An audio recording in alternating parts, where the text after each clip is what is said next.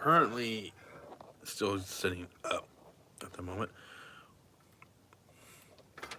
There we go. Excuse me. As today's title says, I will be talking about the Dark Tower series and the movie. I really wanted to talk about the movie, but I wanted, in order to talk about the movie, I gotta talk about the books, and the books are one of my favorite series to read. There's just hands down. Like I read a lot of series and a book series, but just oh man, excuse me. Um, but just overall, the just hi Nanette. Um, how you doing? Um, sorry about me coughing. My throat has been really dry today. But yeah, I really want to talk about the Dark Tower movie. But in order to talk about the movie, I gotta talk about the books. And the books are really important to me, like I mentioned. They are one of my favorite book series to read. I've read quite a few. Um, I read halfway through Harry Potter. I'm currently reading the Odd Thomas series right now. I've read this one. I've read um, what was the other one? I've read a few others, but this one really stood out for me because this series got me back into reading. Around 2015, um, I I would read books here and there, but 2015 is really when I started to like go full fledged back into reading books. And it really started with the Gunslinger, the book one, and read this book and just in like a couple days, and it's probably one of the fastest books I've read. It's pretty small, but in terms of how I read, I pretty slow at reading, but well, at least a few of them. Like at least reading a couple of the books counts, at least in my opinion, because um, depending on who you are, some of these books do kind of tend to like um, kind of weave away. Like, well, some of the hardcore fans will probably read till the end, but some of them, like maybe Wizard and Glass, is where a lot of people left off, or Wolves of Calla, but I, my history with this series is like I mentioned back in 2015. Sorry, I'm repeating myself, but I started reading again, and started with the Gunslinger, and then I just kept reading and reading and reading, and I just kept working for a full calendar year. I read all seven Dark Tower books. I mixed in a few other, like a bunch of other books in between each of these books. So it wouldn't, I just wouldn't jump right into each one, um, one after another, so I wouldn't get burnt out. So I have something to kind of like a little palate cleanser between each book. And so me reading this book, reading the series over a full calendar year, it really truly felt like I took the path of the beam to the Dark Tower, that kind of thing. And the fifth one is Wolves of the Calla. So I actually, oh okay, so you haven't read, okay, so you haven't read all of it. The ending gets really good on Rules of Calla. Like it, I recommend finishing that one. I think that one really stands out because I really like the story in that one. But I'll get to that in a little bit. Um, but but yeah, it just this series really meant something to me because I spent a full year reading this series. And and sometime and luckily enough, I had Wizard of Glass to follow the Wastelands because the way the third book ends, it ends on a true cliffhanger. I've never had a book end like that for me, um, or at least to that like extent. Like it. You truly do not know the outcome of what had happened at the end of the Wastelands when the crew is on the quartet is on a train having a kind of a riddle battle with the kind of the sentient train and everything, and and it just ends. You don't know what happens, and then, um, but publishing dates between Wastelands and Wizard and Glass is like what 7 or 8 years. Um, oh no, I totally understand. I'm a little behind on my reading. I have like 5 books started currently right now, and I just kept starting one book after another, and just with I had a kid, so my reading has not quite has jumped off like I had hoped to, but I've been watching a lot of movies, that's for sure.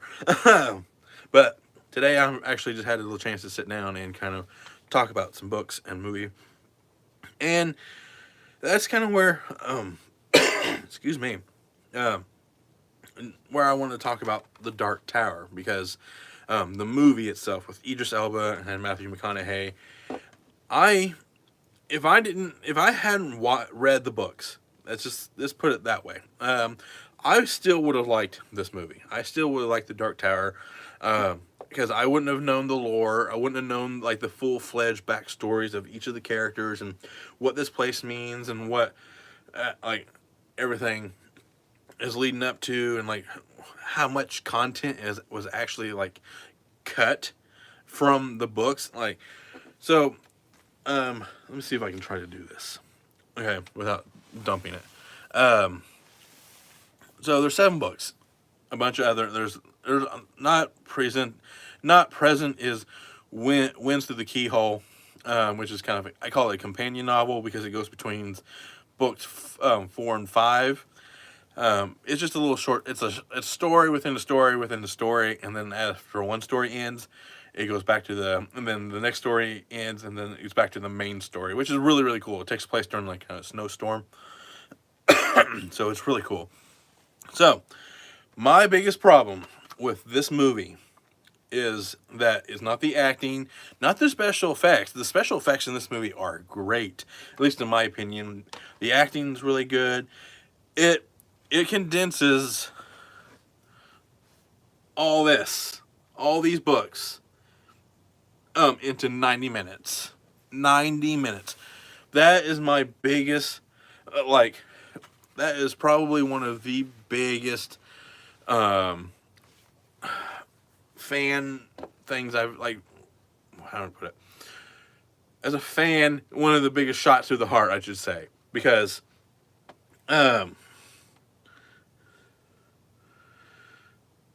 okay, so that's what I was talking about. The movie. There's a lot in this movie that does not make sense, because there's things that you truly need to know from the books to know this, because there's like 5 or 6 characters completely removed from this movie, out of the books, because Jake Chambers is in the book, but like and he's in it, like Eddie and Susanna. Those guys, those 2 characters are completely gone from this one. The whole first book takes place in the desert and in like kind of a cave or underground cave and everything. So it's just like, how, like, you get hints of everything. That's the thing about them. Like, you get hints of a little bit of everything from each of these books in some way. You get the low men, like the people, what's it called? Like the animals that are underneath the skin of human flesh, from like from wolves on, and then excuse me, and then you get kind of some desert scenes, and from 2, you totally missed the whole bear sequence from I think Drawing of the Three or Wastelands. I can't remember which one of those. The whole train sequence from 3. There's just like so much that is lost. Because yeah, if I hadn't already read these books, I would have been lost with you, Nanette. Because like, who is the gunslinger? Who are the gunslingers? They are kind of like the sheriffs a little bit. Kind of put it in like, I'm so sorry. To really kind of make it really boil down. But yeah, sorry, I'm coughing is kind of throwing my game off a little bit. But yeah, the movie, it starts off really well. Like the movie itself is pretty good. Like if you've not read the books, the movie is very serviceable. Very serviceable. Good special effects, good acting. The gunplay in this movie is pretty fun.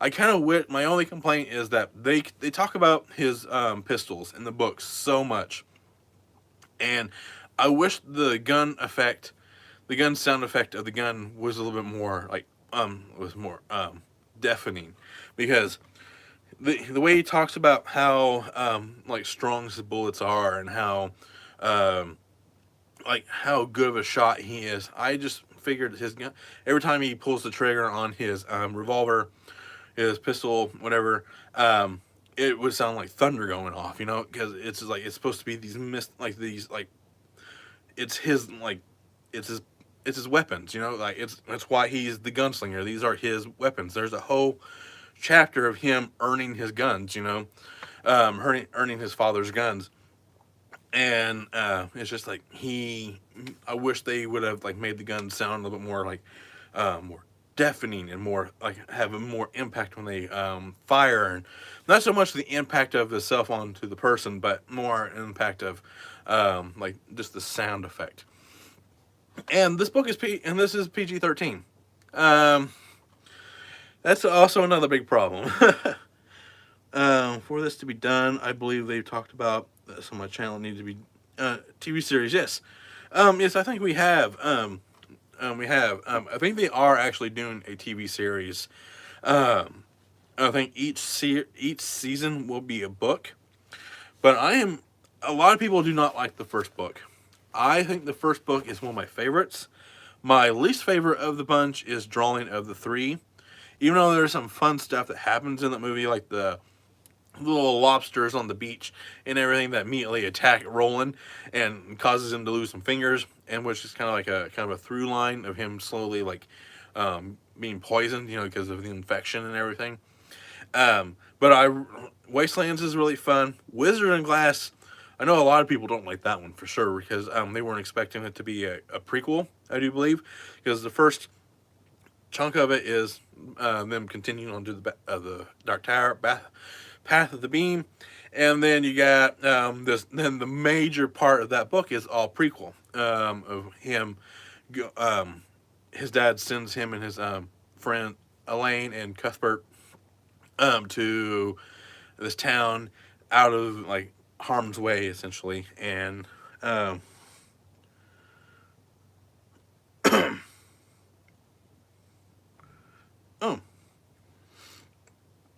um, that was the first book that you read in the series, The Drawing of the Three. See, like I actually, my dad had the Gunslinger for the longest time, and I am like, that just sounds so good. And and these are all the revised and expanded editions. So I have not had a chance to read the original versions of the book, which I would really, really love to do one of these days. But but yeah, like I'm gonna like kind of go through each of the books real quick. I kind of been kind of skipping over very badly, but just so I can get to kind of talk about the Dark Tower properly.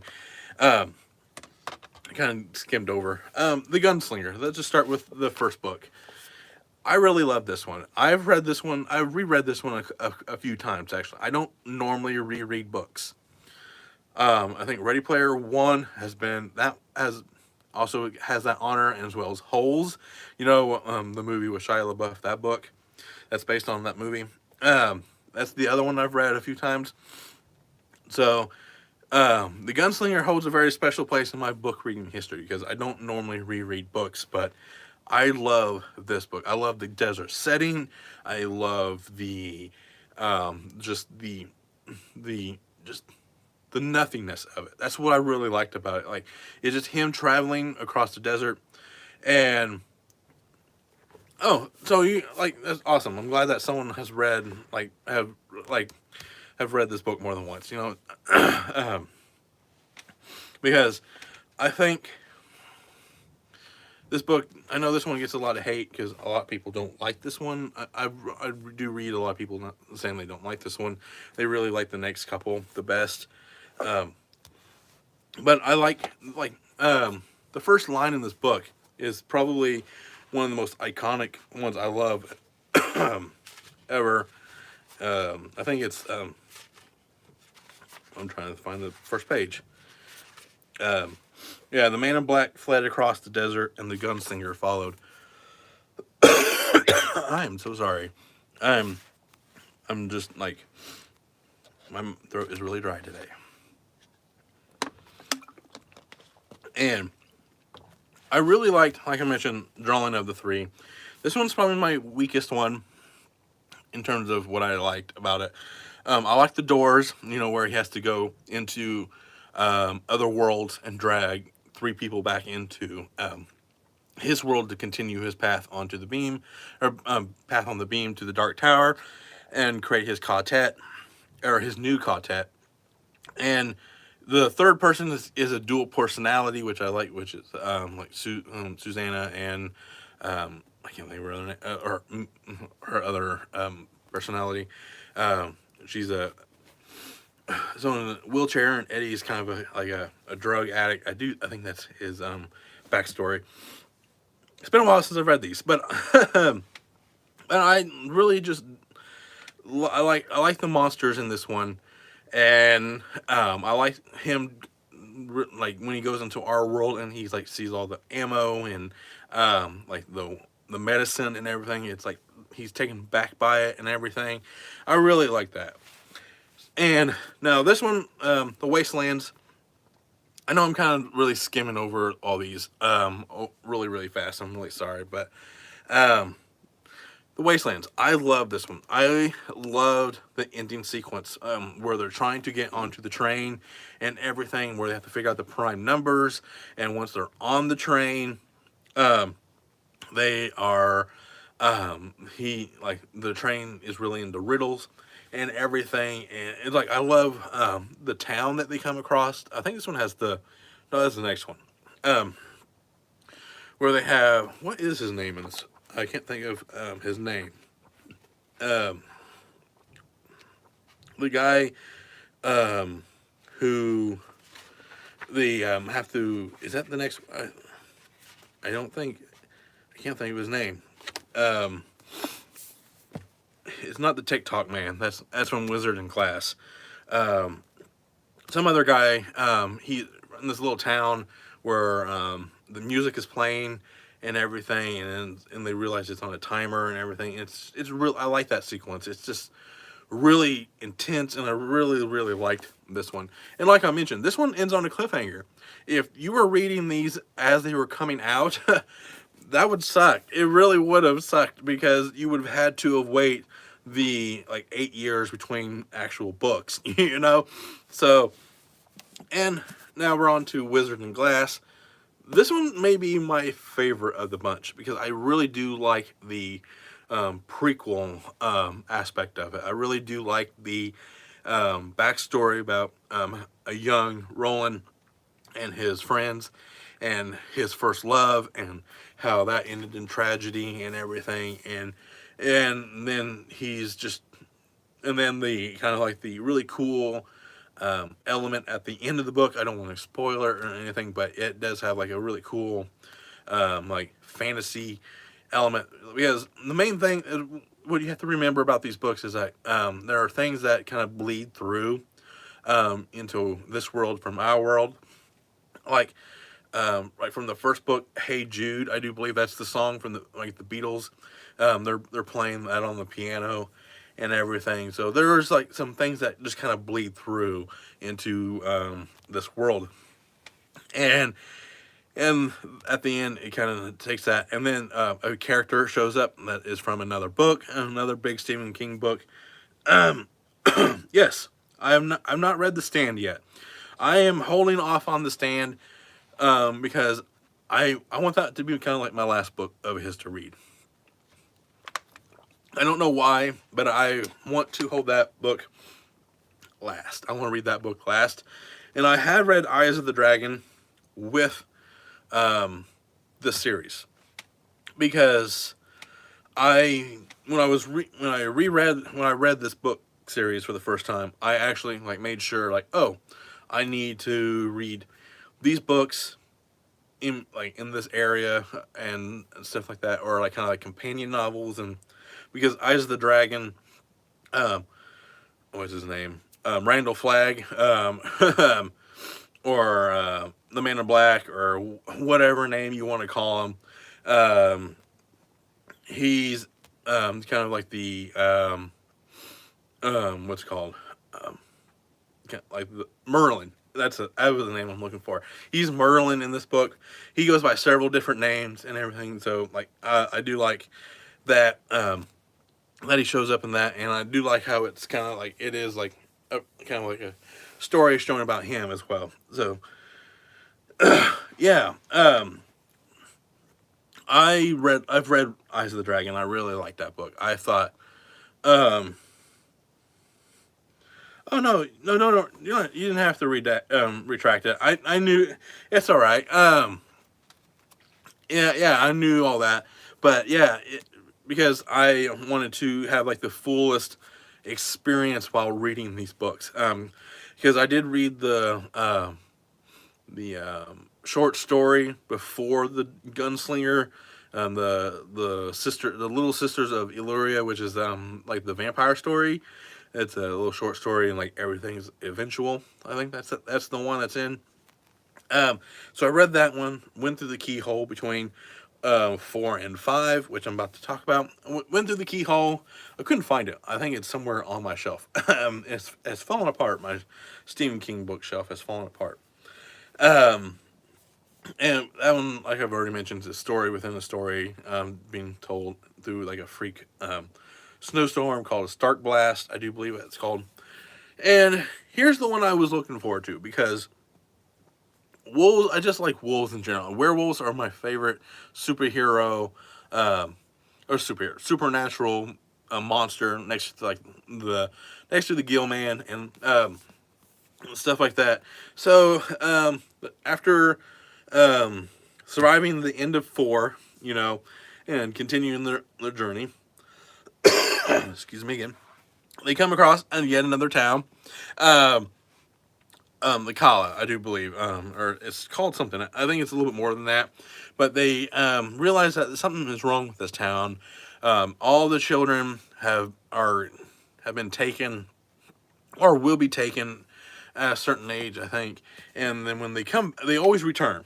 Um, Not all of them, but most of them do return, and they're formed, I should say. They are. I'm trying to put it like very delicately, because but they do come back mentally handicapped, and they're overgrown. They're constantly in pain, um, and everything is just like it's so we don't know what they're used for, these kids, but they just know that these Doctor Doom looking wolves come into town, take the kids, and they come back, and um, Roland is Quartet. At this time in the story, they've gotten Jake Chambers back. He has died. He died in the first book, and he has come back in like book 3, I think, or so. He's been dead for a little bit, but he comes back in 3, I do believe, because that was one of the things that they had to accomplish in that one, I think. And then they had to, um, so they're just going to help this little town fight off the wolves, and they're teaching them how to fight. And they realize that the women are really good at throwing disc, and once again, things have kind of bleeded through, like the Doctor Doom looking robots, like they have bombs that look like snitches from Harry Potter and everything.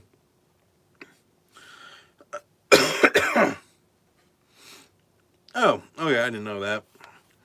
I knew Randall Flagg was the bad guy, because I talked about The Stand, the TV series, for the 31 Days last year, and I really liked Alexander Skarsgård as Randall Flagg.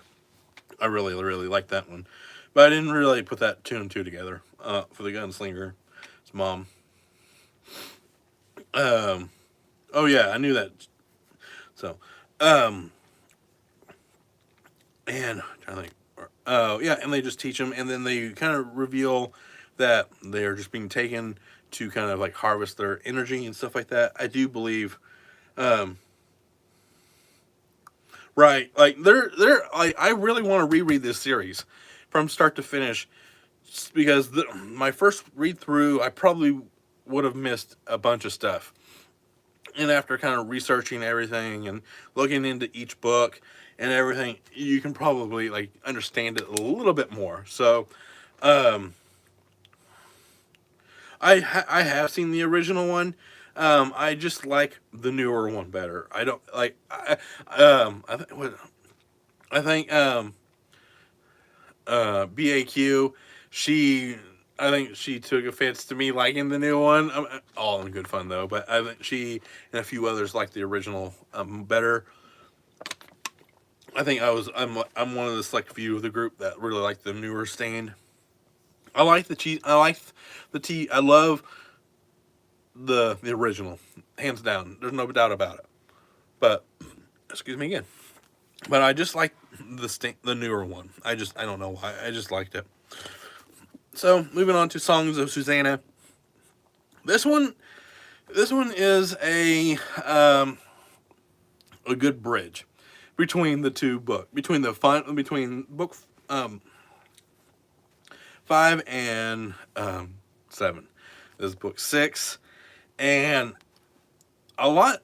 This book reads extremely fast compared to the other ones. This one goes by quickly, and this is where these last 3 books or so they they have come to learn about Stephen King. He is the one who's writing all this. It gets really meta and everything, which I don't mind. Which is why I'm like really curious as how they're going to tackle that in the series eventually. But I would be okay with them leaving that out. Honestly, if they would. I don't think they really need that aspect of it all. If they just kept it a straight story, I think I'd been all right. But Susanna, she's pregnant with a demon, in which a creature would go on to have some really big fight sequences in the next book with the quartet, and oh man, which causes the death of probably one of the my favorite characters in the entire book series because I don't want to spoil that one at all because that one hit hard on that one. I'm going to admit, um, when I read that chat when I read those few words or that paragraph where it happened, I'm like, oh no! I actually like, oh no, let out. It's usually when I know a book's really good when I start like audibly saying stuff out loud. Um, there are things about the new one that I like and things I didn't, but I like both, and I'm telling you right now. Oh yeah, so yeah, I agree. I like the other guy. I can't think of his name, who played the Randall Flagg in the original TV movie of The Stand. But I think the reason why I really liked the newer Stand is because they can get away with more. Like, cause these books are rated R through and through. Maybe Wizard and Glass, you could probably make it a PG-13 movie, but through and through, there's gore, there's sex, there's violence, there's creatures running around, there's people getting killed. There's all kinds of stuff going on. Um, so, and that was my biggest problem with the movie, which is on the very bottom, which leads to this one. Let me get through this one real quick. The final book. I love how it ended. This is where you have two options. If you're going to get to this final book, you have two options. They finally get to the Dark Tower. Sorry, I'm really sorry. Um, they've brought in another character from another Stephen King book, Insomnia. That character, also in Wolves of Kala, one of the main characters from Salem's Lot shows up in Wolves of Kala. So these are like what they're called, the Keystone books. Where everything. This is where, or the Keystone World or something like that, where everything kind of branches off from here. It's all connected to this in some way. Um, so, um, okay, I'll try to keep the spoilers. I know you've only read up to book 5, you said, and you haven't read all of that. But the ending, like they made it to the Dark Tower. Of course they did. That's not a spoiler at all. They have to. Like, you're not, as big as book of this is, they're not going to just stop short. So the book has 2 endings. Okay. Oh, Insomnia. I haven't read that one either. Sorry, my voice cracked on that one. I've never read that either. Because that is part of the Dark Tower series as well because of that character. So I need to read that book at some point.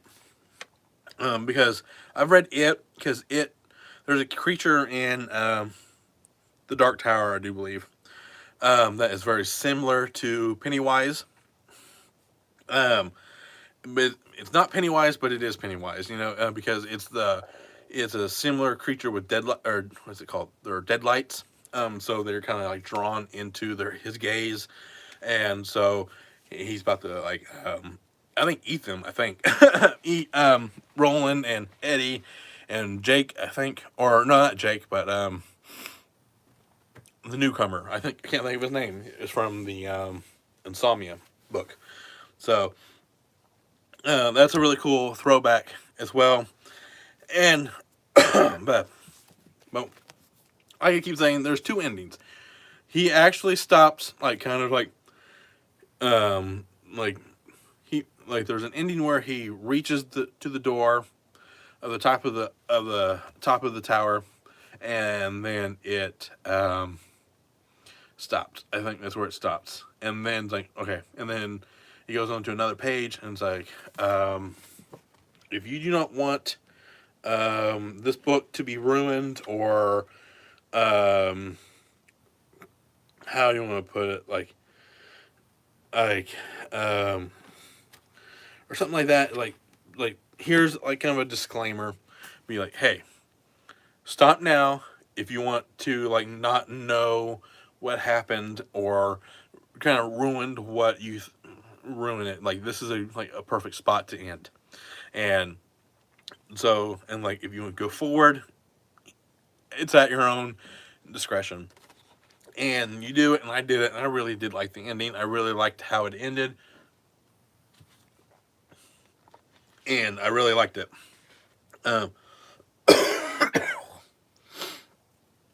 Right, yeah. I'm not quite sure. They just in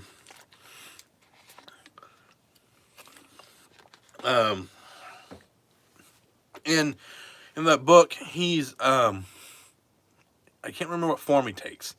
He's just they come across a house, and he's in there, and they fight him off, and it's a really cool sequence in the book. I really like that sequence of it all, and that's kind of why I want to reread everything. Because reread all these, because of so much I've forgotten. I know I'm covering the bare minimum of each of these books, because each of these books are very dense, very wordy. A lot has gone on.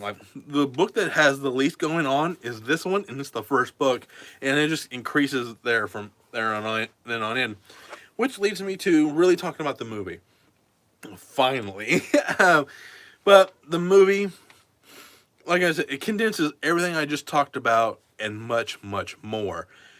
Because there's in the Wolves of Kala, there's this place where they take those kids that have been abducted, and they're using their kind of like The Shining. That's basically that's where the kids with the Shining go, and I think that's what it is.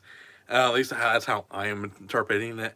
They are being used to break the beams of each of the tower to bring down the world, and to free the Crimson King that has been locked in the top of the tower. So that is the main goal. There's a lot of cool creatures that are left out, like I mentioned, like the Pennywise character, Pennywise esque like creature. You got a robotic bear. Yes, very yes. Like Doctor Sleep, like they kind of like not so much they like the steam and everything, but it's like they just you like you know how Danny Torrance has just like he's very powerful, and he just has that psychic ability to read people's minds and everything, and that's kind of what this machine feeds off of is just their their uniqueness, and then they just kind of suck it out of them to kind of to put it bluntly like that is to kind of break the each of the beams of the Dark Tower and everything. And I don't remember the main goal of the Dark Tower to be all the beams to be broken to end the world or whatever. Um, like this one, like it kind of like in the movie, it makes it seem like the world's going to end, but I'm like, I don't think that's how it is. Technically, they're just trying to free the Crimson King. Like the Crimson King shows up in all the Stephen King books, and not all of them, but like majority of them, like in some form of in one way or another. Or like, what book did I just read of his that has well, it says Pennywise lives. What book was that? Um, I can't remember what it was. Um, I'm trying to think what book that was. Um, where he went to visit somewhere and they wrote Pennywise lives and like um oh I was reading Dreamcatcher. That's what I was reading.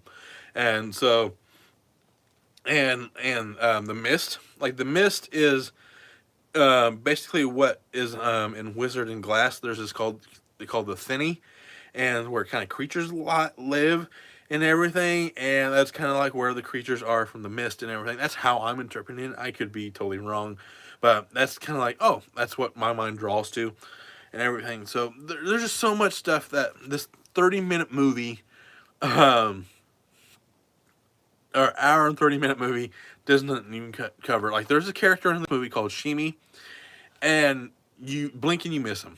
And he is a big part of the series in the later books, and and it's really cool.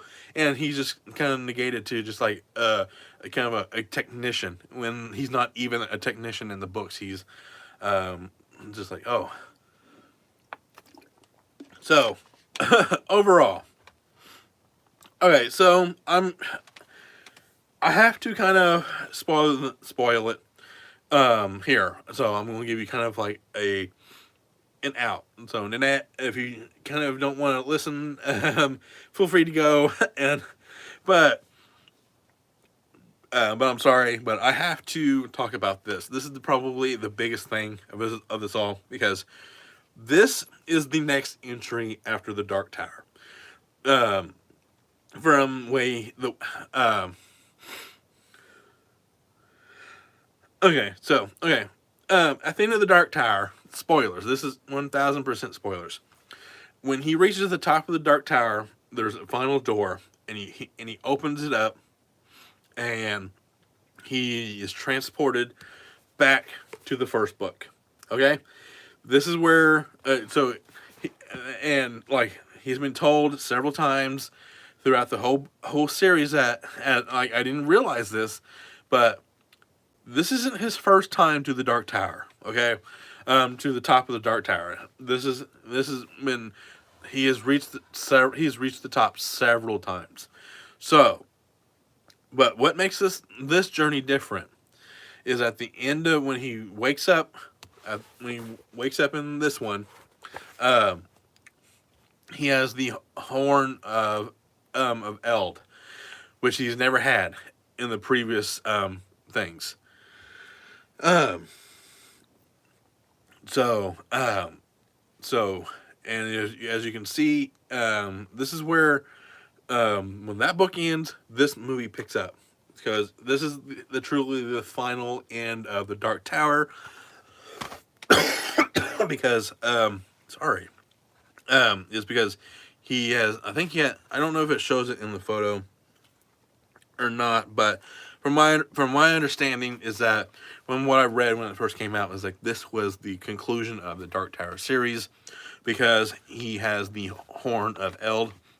Um, because that's what is needed to. Because I think there's a line like to blow the horn of Eld at the top of the Dark Tower or something like that. Will like you can finally be at peace or something. It's something very similar to that. And so, but yeah, that's it. That's how that ends because it's and he's at when he's walking up the Dark Tower steps of the Dark Tower. He's opening doors and stuff like that, and each door has a different something behind it and everything. But that's where that dual ending stops because starts is when he reaches the final door, and he's like, "Okay, here's your out. Don't go any further. But if you don't want this to be ruined for you, so but yeah." But yeah, that's what I read. Is that the ending of the Dark Tower book is the beginning of this movie. So I'm like, okay, I like that, which also makes sense why it's very very condensed, which I don't like. I wish they would have had like a little bit more nods to everything because in Dark Tower there are nods to um, Pennywise, the Overlook Hotel. What else is there? Some other like really other Stephen King property books. I think Christine's in there as well. um, I think the train is in there. I think it's just like a broken train, Charlie the Choo Choo. That's what it's called. Um, and everything. I think they even talked about a super flu. I think they talk about that, and I may be thinking about something else, but yeah, I this is a very important series to me because this got me back into reading, like I mentioned all the way at the beginning of this live stream. It's just that I really enjoyed this series as a whole. I know there's some moments in the later books that I wish were kind of not in there, like the meta ness of Stephen King and everything, and then trying to save Stephen King because that's where Dreamcatcher comes in. That's also kind of a nod to Dreamcatcher because I think that's the first book he wrote after he had his where the guy ran him down and the van. Not like he intentionally did it, but it's just like he was hit while walking, and he wrote Dreamcatcher while on painkillers and everything. I do believe that's what that one was, and um, so you can see where Dreamcatcher kind of comes into that. Kind of talks about like, oh, this is where Dreamcatcher comes in and everything like that. And I do like the aspects of when they, I do like, I wish the early books spent a lot of time in Midworld, and then the later books spent a lot of time in our world. And I really like that. And I really like how, or Midworld and Outer World and stuff like that. I think that's just like, if you look at the map, I think it's like the Midworld is like where the gunslingers came from, and then the Outer World is like the deserts and stuff like that, and kind of just like spanning. I think that's how it's laid out. But yeah, that's really all I have to say about this. I wish I would have done a little bit better about talking about it and not coughing as much. I didn't realize my throat was as dry, but hopefully next time I will kind of do a little better. But but thank you, Nanette, for hanging out with me and talking about this. Is there anything like what's your favorite Stephen King book, by the way? What's your favorite? Mine's as much as I like the Stephen King Dark Tower series. I always say Stephen King Dark Tower series. Habit. I really like Under the Dome. That's well, thank you, Nanette. I really appreciate that. I think Under the Dome may be one of my favorites. I really, really like that one because I really like how um, the world, like how fast that world goes into chaos. Oh, Bag of Bones, that's a good one. Um, I have not read all of that one. I started that one, but I've watched the um, mini. I watched the movie or miniseries with Pierce Brosnan. I think he was in that one. Um, I really like that. I think it was a series, or was it just a movie or a couple episodes? I can't remember. But I've only read a little bit of that one. Uh, but Under the Dome is a really favorite of mine. Do you have any? Do you have a least favorite Stephen King book? Because I do. Mind you, I've not read all of them. Oh, you didn't like the? It was a movie. Okay. Um, I can't remember. I don't know if I liked the movie or not. I know I liked Pierce Brosnan in the movie. I don't know if I liked the movie itself. I should say. um, you have a least favorite Stephen King book? I have one particular, and that really pains me to say because I've not read all of them. I There are still several Stephen King books I have yet to read. I'm working my way through them. Um, Duma Key was a surprise. Like I really liked about an artist who paints things and they kind of come to fruition. And like this guy who has a bullet in his brain or something like that, or in him, and he paints it and because it was giving him seizures, and so he paints the bullet out of his head, and he like he can like just he doesn't have the bullet in his head no more. Oh, you didn't like The Mist? Okay. The book or the movie?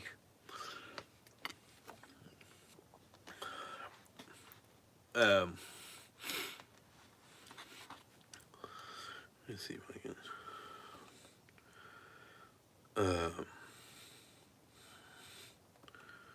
Um, I read the book.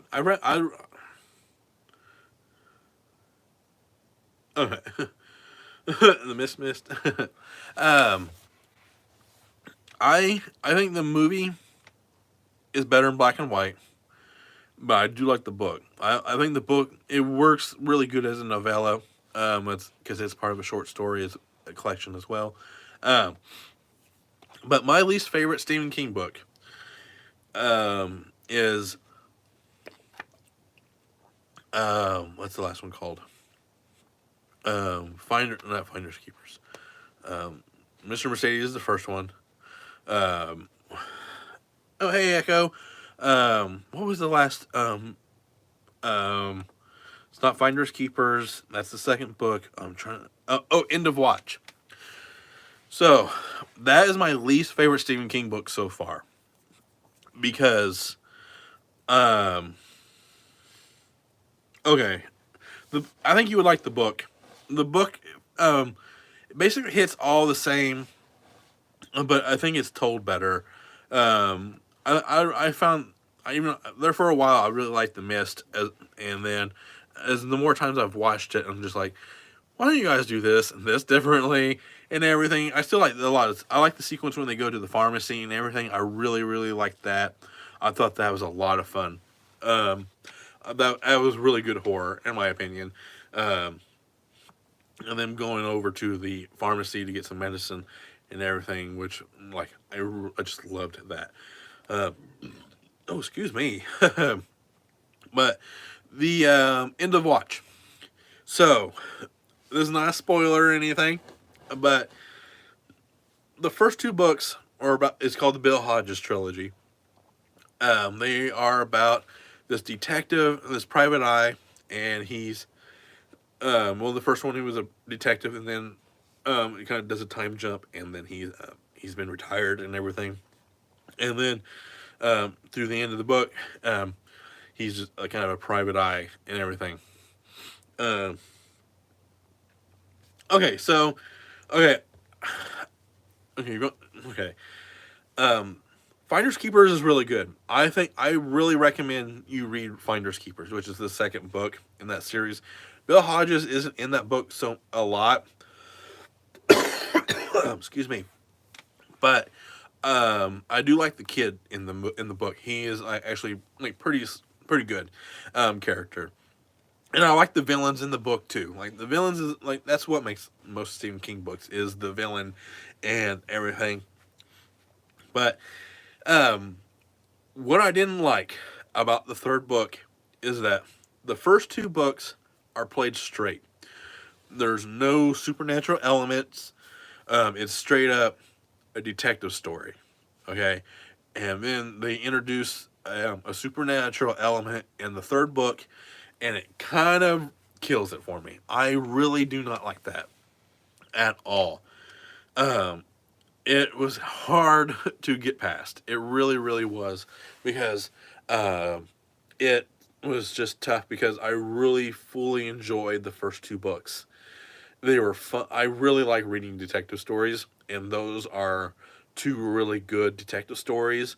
And and then the third one's still a detective story, but it's done in a supernatural way where the supernatural element comes out of nowhere when this world had no previous supernatural elements, if that makes sense. Um, and that's what bugged me. And then I kind of went back on it because The Outsider, uh, that book, because there's characters from that book show up from the Bill Hodges trilogy shows up in The Outsider, and and that's kind of like allows that supernatural element to kind of like all right, it was alive, but it didn't pop out until it was needed, which was kind of a pain. I really didn't like that. I mean, I loved what's it called, The Outsider book. It was very dark. It was actually pretty scary. I really liked that one. I was actually like, I hadn't read a book in a while, and especially a book of that length, and I read it like super quick. And usually, like I mentioned, like when a book is when I'm really engrossed in a book, I'll read it within a couple days for sure. Um, so yeah, that's my least favorite. I haven't read quite a few yet. I'm still working my way through his catalog. I've been working my way through some of the lesser ones, the ones that they don't normally talk about, like Doomickey. Um, I do have Fairy Tale and Billy Summers and a few. I have his newer ones, but I just haven't had a chance to read. I'm like I want to read some of his back catalog. I've read The Shining. I've read Carrie. I haven't read Stand. The Stand. I'm saving that one for last. No, I have not read that one yet.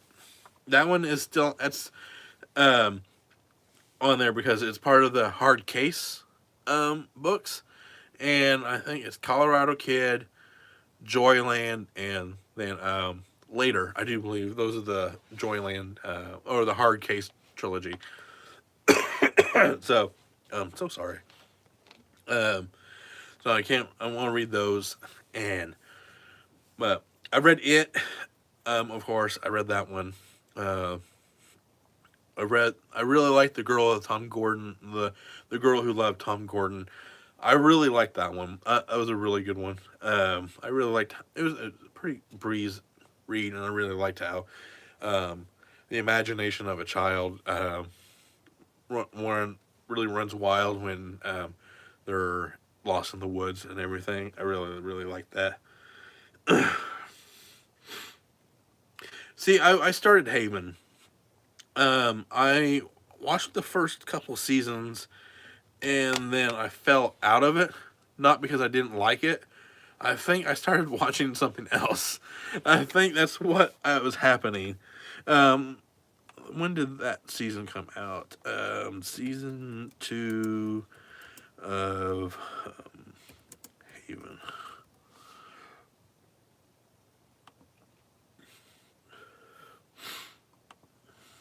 When did that come out?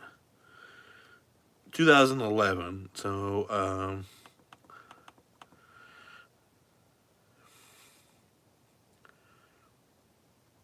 Let's see what. Oh, I'm looking.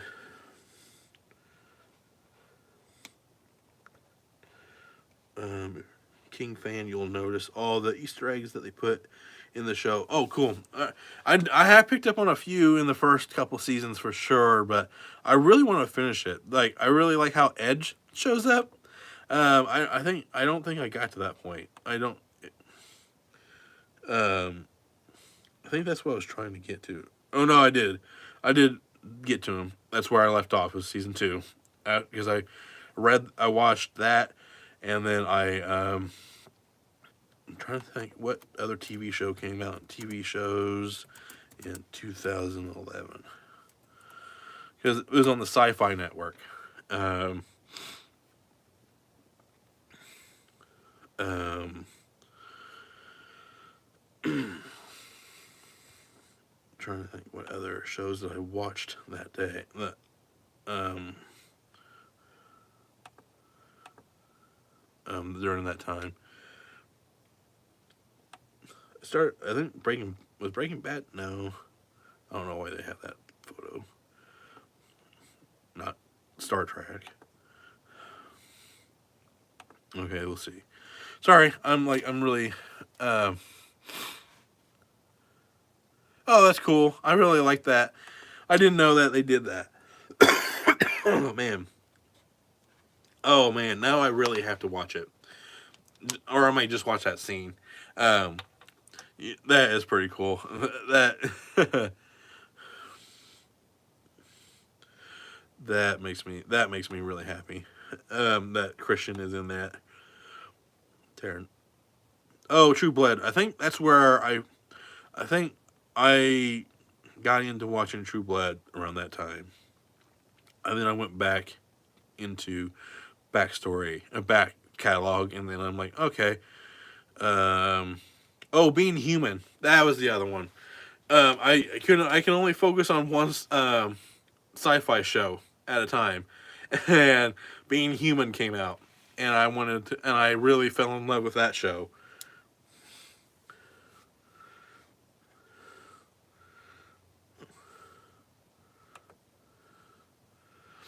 Um, Actually, I do have that. Where is that? Oh,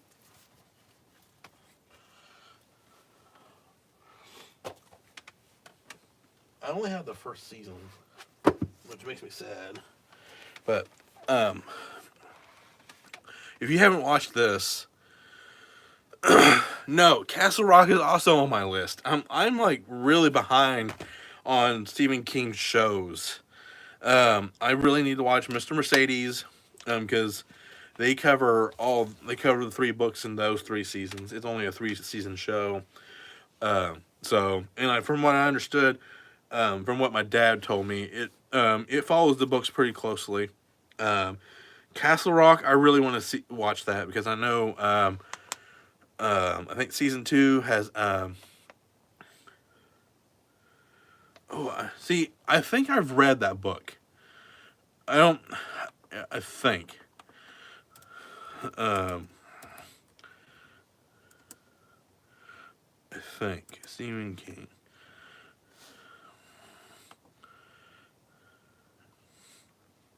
So yes, I have read Night Shift. Um, Sorry, I'm catching up on my.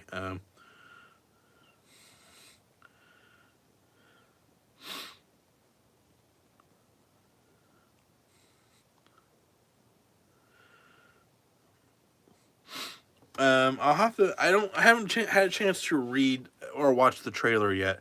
Um, yes. Um, I need to watch the trailer for Boogeyman.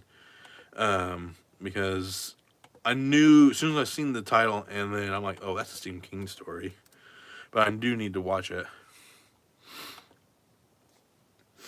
Um, yes, and that's why I really liked Stranger Things as well, because of how, um, especially that first season, it really is Stephen King heavy. I think so.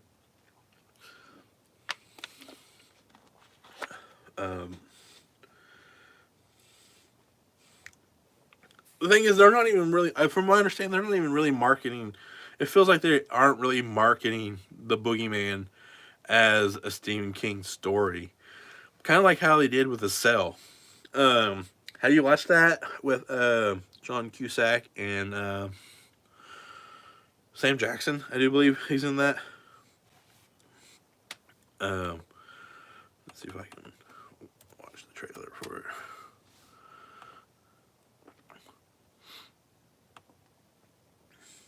Oh man, it actually look so.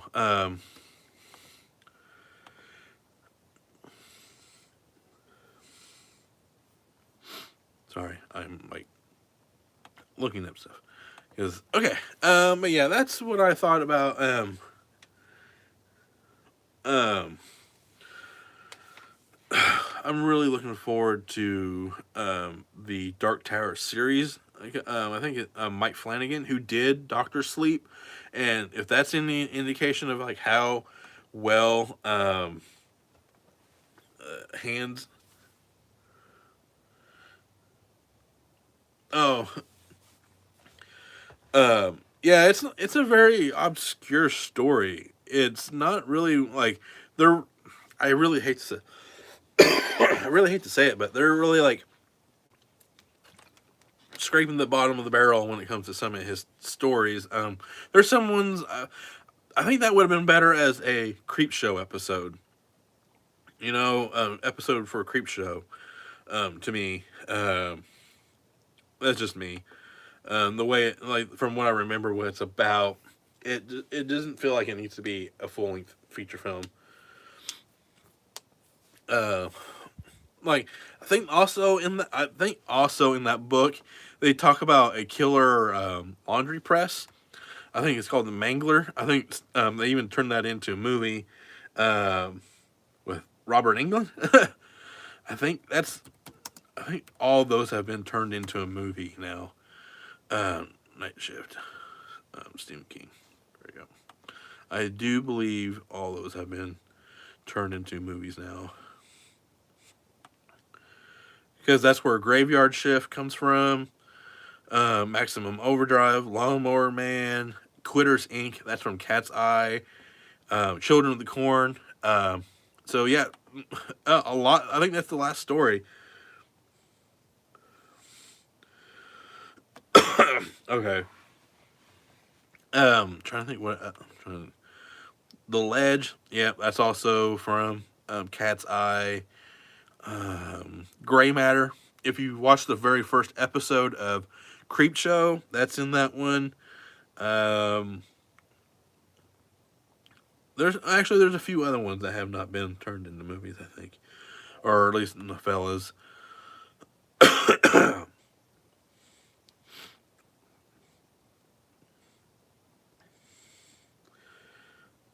Okay. Oh, Chapel Wait. That's another one that I need to check out. Sorry, I just realized that I'm behind on really behind on stuff. Yeah, even though Lawnmower Man isn't exactly a Stephen King movie, but it's about a sentient lawnmower. So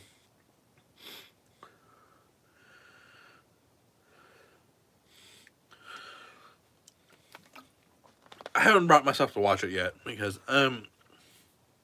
I've seen that the trailer is out. I just haven't watched it yet. Um, man, I am so sorry for the coughing today.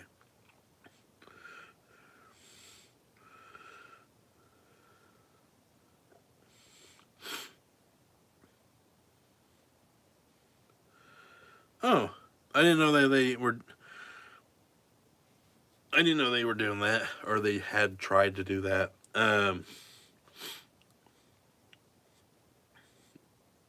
That that would have been interesting because, especially for what's it called, Maximum Overdrive. Like he was like out of his mind when he was writing that movie. Um, about all the trucks, or well, it's called trucks, but Maximum Overdrive in the movie, And then there was actually a TV movie called Trucks, but Maximum Overdrive is definitely the better movie. Can't pass up a. Yeah. Um,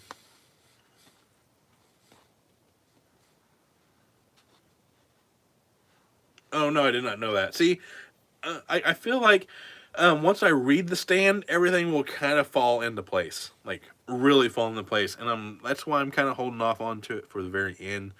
Um, trying to think what other. Let me just look at his books because I know there's one that I have not read yet that I have on my list to read this year.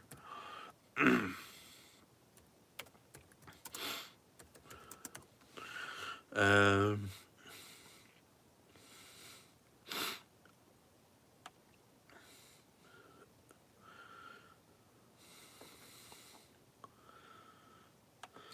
I'm sorry. No, I didn't. Oh, Night Surf. Okay, yeah, where they're sitting on the beach and everything, right? I think that's the one. Okay, I know exactly what you're talking about now. It took me a minute to like. It takes me a minute to like register things anymore. My brain has been not quite where it used to be anymore. Night Surf. Yes, I know exactly which one you're talking about. I really liked that one where they're just a bunch of friends sitting on the beach and after the or, right. Um, was it the beach? I know they're like sacrificing somebody or something like that. But yeah, I know. Yeah. Um, let me bring up his books. I just like. I know this is kind of turned into let's talk about Kevin's Stephen King. Um, let me bring up his bibliography, please. Um. Oh yeah, I want to do a double a double one, where I read his Richard Bachman, The Regulators, and then read Desperation. Those are because those two are connected. Yeah, like that's why I inherited a lot of I inherited my dad's Stephen King books when we were moving to a different house, and then he just kept buying me Stephen King books, and then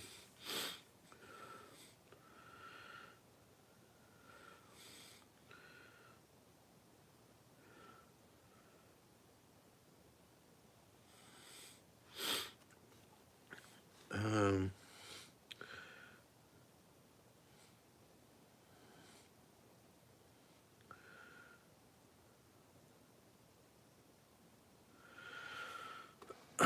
um, let me see.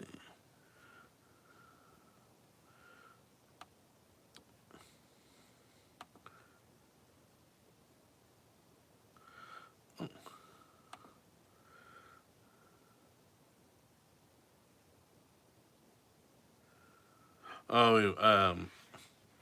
we're talking about Cocaine Bear. Yeah, yeah. Yeah. He was just out of his gourd on that movie when he was writing, when he was directing, um, when he was directing Maximum Overdrive. Yeah, I know. Yeah, he was just I there. Um, trying to there's Regulators and Desperation. I'm kind of saving all his short stories for last two. I kind of want to just focus on his actual like novels, not his short stories. Um, that's just me. Um,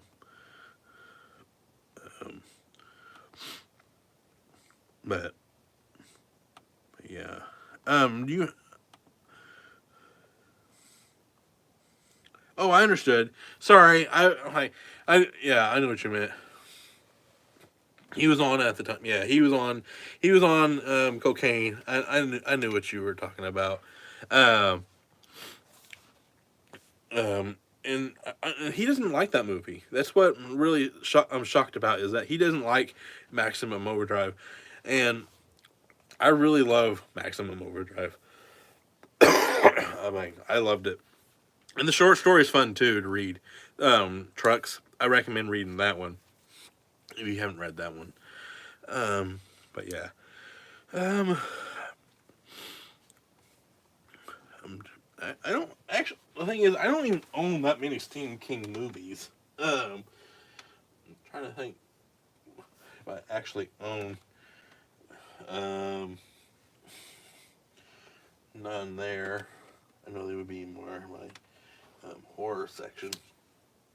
I got Creepshow and It. I like this edition of Creepshow. I love that. I just absolutely love. You haven't seen this movie? Oh man, you're missing out big time. This is like the horror anthology. Um, Creepshow. Oh, excuse me again. Directed by George Romero and written by Stephen King. Like, wow, it has some good stories. Has some really good. My favorite Stephen King movie. Ooh, that is tough. Do I? I don't think they own it. I think because I was like so excited that it came out digitally, and then I'm like, oh, I have to have it. I think it has to be Doctor Sleep. Because I watched I do like the extended cut of that movie.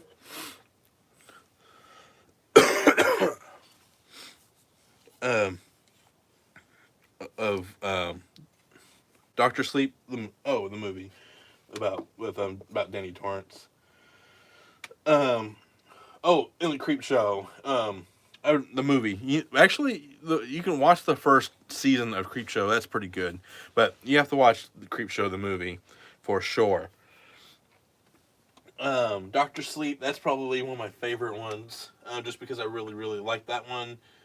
Um, I really don't. I can't believe I don't really own that many Stephen King movies. I own quite a few digitally. Pet Cemetery, Maximum Overdrive, stuff like that. Um, oh man, you're missing out on another one. I um, well, Maximum Overdrive has one of the best soundtracks because it's ACDC, and it's all and like I can't think of the album. I think it's what is the album that it's about? And like they even have like, oh, it's Maximum Overdrive. I think it's called Ball Breaker or something like that. It's pretty funny. Um,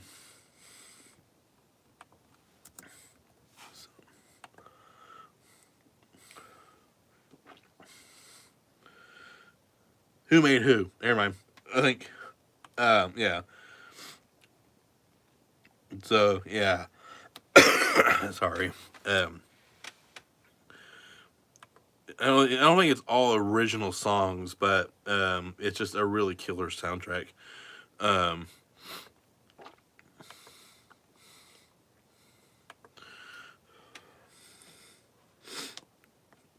oh, you have it on Blu-ray? I'm jealous.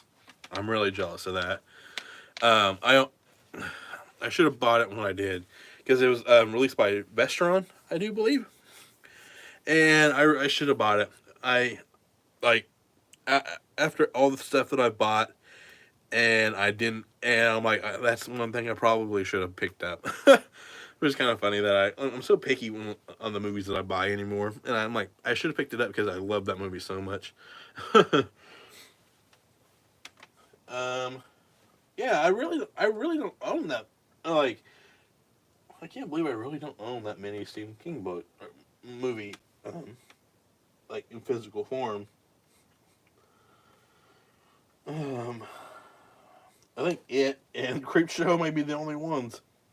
That's kind of weird. That is really weird for me. Um,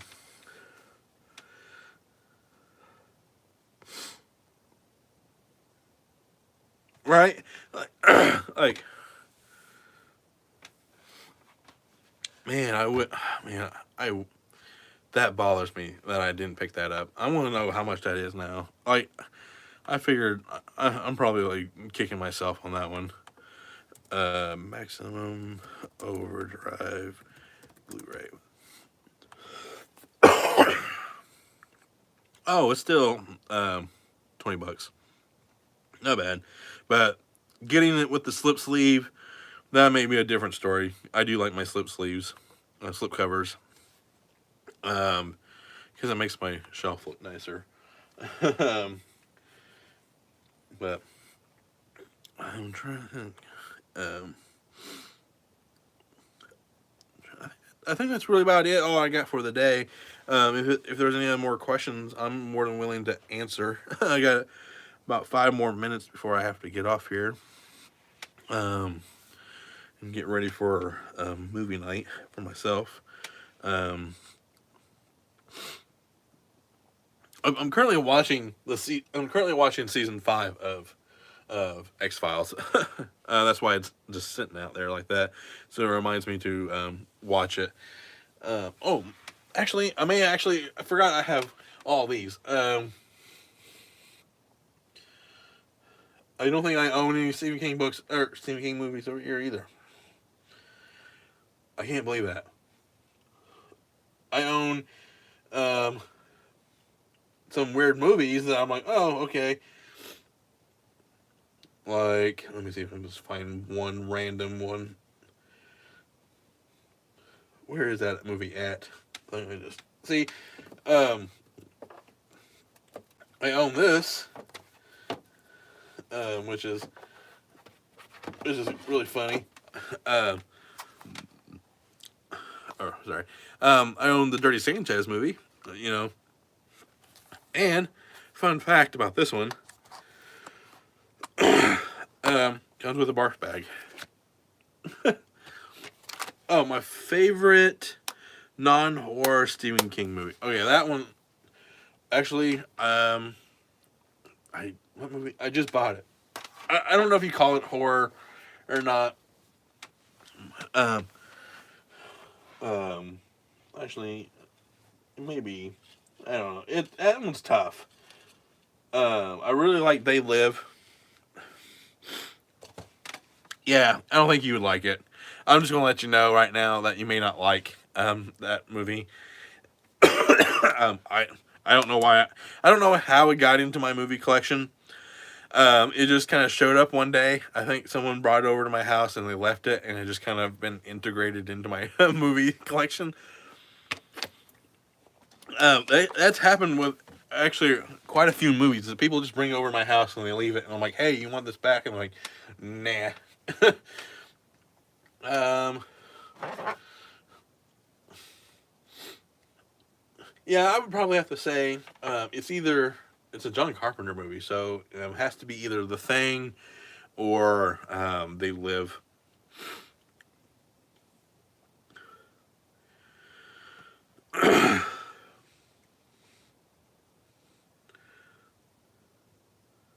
Right?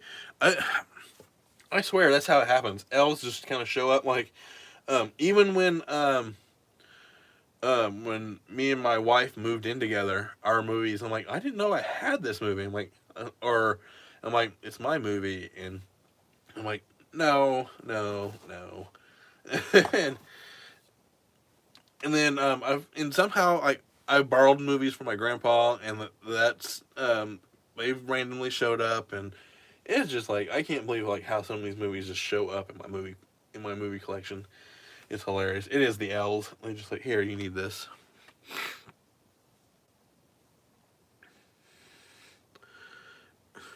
Um. Oh, non-horror Stephen King. Oh, sorry. I misread that. I'm so sorry. My favorite non-horror one. Um, that's tough because There's you got Shawshank, The Green Mile, Stand by Me, um, Hearts in Atlantis. Um, right. Sorry. Yeah. Um, you're right. Christine. I forgot about that one. Um, what is it? What other ones? I think that's it. Like you got Shawshank, Green Mile, Stand by Me, um, Hearts in Atlantis. Um, he's really good at writing non-horror movies too. I think Storm of the Century is one of them too, right? Um,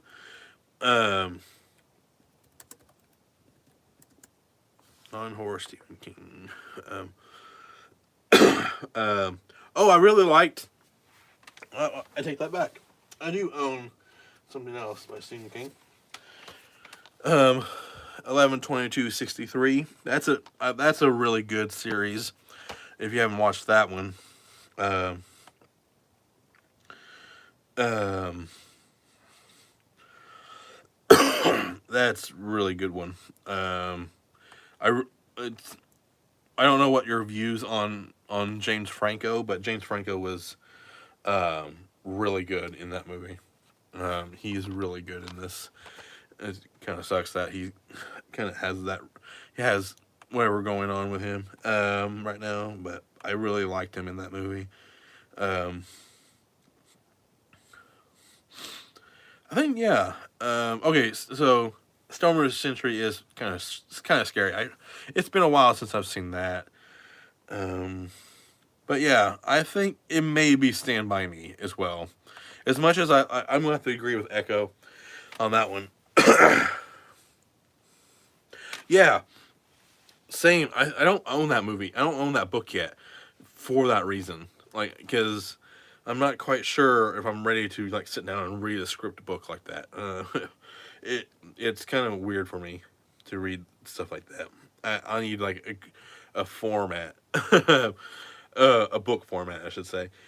But yeah, I'm gonna have to agree with Echo and say and Stand by Me and Nanette as well. Stand by Me. As much as I love Green Mile and Michael Clark Duncan as John Coffey and Tom Hanks, uh, and on Shawshank, Tim Robbins and Morgan Freeman and Hearts and Atlantis. What's his name? Anthony Hopkins and the late Anton Yelchin, a little kid. Um, just Stand by Me. That is a tough one to beat. It really is. It really is a tough movie to beat. So, I think that is all I got for the day. My voice is getting a little bit more crackly, so I better get out of here. Echo, I may be back on later tonight if you want to um, jump by the chat or I can jump on your stream if you want, and I can show you my new NECA figures. I'm a little behind. I can do that if you want to do something later. Just let me know. But oh, cool. Just let me know. If not, it's all good. Um, I meant to try to do it in this stream, but talking to you guys were pretty cool. NECA, yeah. um, because I got some good ones to show you, and I don't know. They're what is it? A couple of them are they have a theme going to them, so. But yeah, thank you guys for coming through. I didn't expect to do this one. I only expected to do like a half an hour, and I'm on here for um hour and 20 minutes. So awesome. Thank you, Echo and Nanette, for dropping by. I appreciate it, and thanks for answering the poll. That's my first time ever doing something like that. Um, that's pretty cool. I'll have to do more things. Like I'm trying to do more things. I just didn't have time to edit a video today, and I really wanted to do something. Do a video. I haven't done one in a couple weeks, so yeah. Just thank you for joining in, and that is all. And all I can really say to end these live streams is Thank you.